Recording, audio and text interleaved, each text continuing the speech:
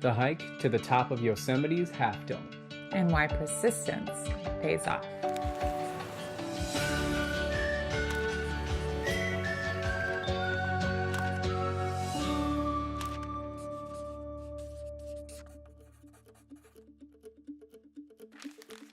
Ever since Allie began planning our trip, she had been trying to get us permits for one of Yosemite's most sought-after hikes, Half Dome.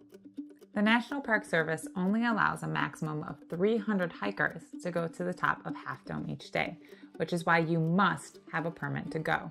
And that right there is a great National Parks pro tip. Apply for permits. As you prepare for visiting the national parks, take a close look at places you want to go. Some of the more popular ventures require permits. Now, I'll be the first person to say, this is nature. I shouldn't need a permit to enjoy nature. But the permitting system exists for a good reason. Before the parks began capping the number of people allowed to summit Half Dome, there would be a line hundreds of people deep to climb up a very narrow path. So when it comes to protecting the area and keeping visitors safe, permits are necessary. After Allie had applied to the summit permit lottery multiple times, we still didn't have a permit. Which that doesn't mean that we couldn't hike to Half Dome, it just meant that we couldn't summit, which means we couldn't go to the top of Half Dome. Now there was still a glimmer of hope that we might be able to summit, which we'll tell you more about in just a moment. At 6:30 in the morning, we were on the mist trail ready to take on this massive hike. Before long, we found ourselves at the base of Vernal Falls. Thanks to all the snowmelt, those falls were raging, and the mist that the trail was named after felt closer to a hurricane. We were barely halfway up the side of the falls, and we were already drenched. Plus, it was cold. The sunlight had not made its way over the dome, and strong winds ripped through this mini valley. But it was the only way up, so we had to brave through the conditions. Which honestly was pretty fun and exciting. Unbelievable.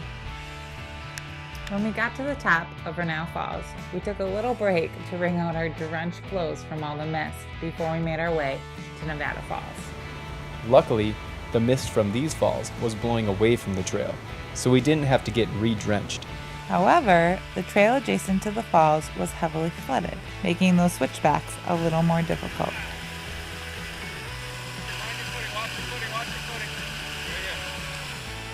Once we reached the top of Nevada Falls, we crossed over the roar of the violent river, feeding those falls. We had an additional 4.5 miles until we got to the base of the dome. And in those 4.5 miles, we had some work to do, besides just hiking. As we mentioned, we didn't have a permit to summit Half Dome, but there was hope. When applying for a summit permit, you can reserve a spot for 2, 4, or 6 people. So if we could find someone on the trail that had extra spots in their permit, they could take us up with them. Let's just say we made a lot of friends in the remaining 4.5 miles on the trail. Luckily, we found a small group with extra spots on their permit just before we rounded the trail to meet up with the ranger checkpoint at the base of the summit. Which leads us to our final pro tip of this episode. Stay determined. When we started this hike, we didn't know if we were going to make it to the top of Half Dome that day, and we had to be okay with that. And we honestly would have been, because it was a beautiful hike just to get as far as we did. But we really wanted to summit. Like really wanted to summit. But because we stayed determined and we exhausted all options, we were now about to summit this fantastic, famous rock face. The first portion is the subdome, smooth, steep rock without much cover.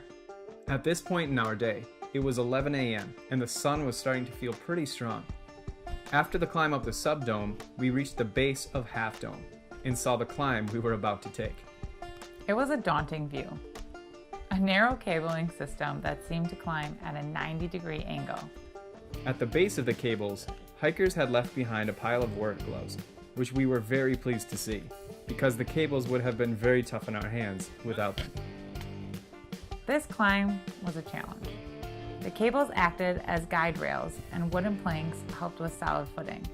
It took a good amount of physical ability and upper body strength, not to mention the mental toughness to remind yourself, don't look down. Listen closely. Since my GoPro was mounted on my chest, you can hear my heart pounding. partially due to physical exertion, and maybe a little bit due to nerves. The most frightening part, however, was working with fellow hikers on the cables.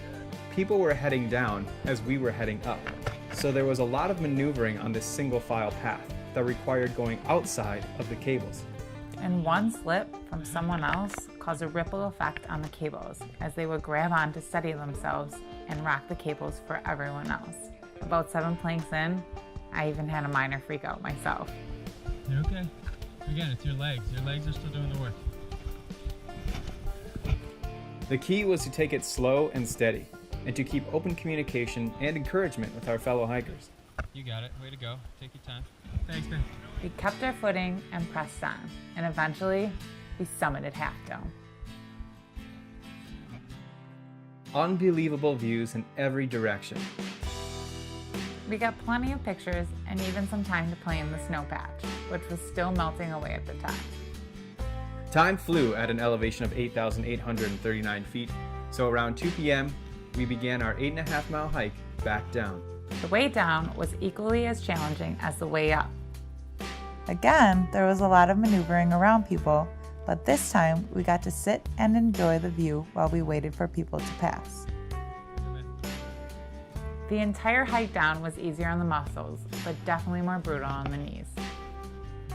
Before our final leg down, we took a detour to the Nevada Falls overlook, where we could feel the power of these pounding falls, as we took one last awe-inspiring view down Yosemite Valley.